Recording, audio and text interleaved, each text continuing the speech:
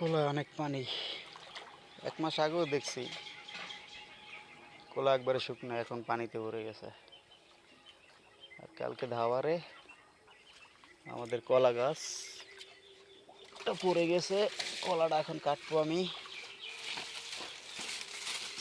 এই যে আমাদের কলা, এই যে কলা গাছটা পড়ে গেছে। ইয়া আল্লাহ, ইয়া ইয়া, এই যে আমাদের কলা।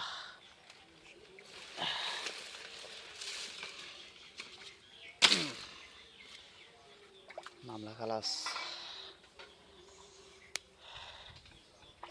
এই যে দেখেন কলা,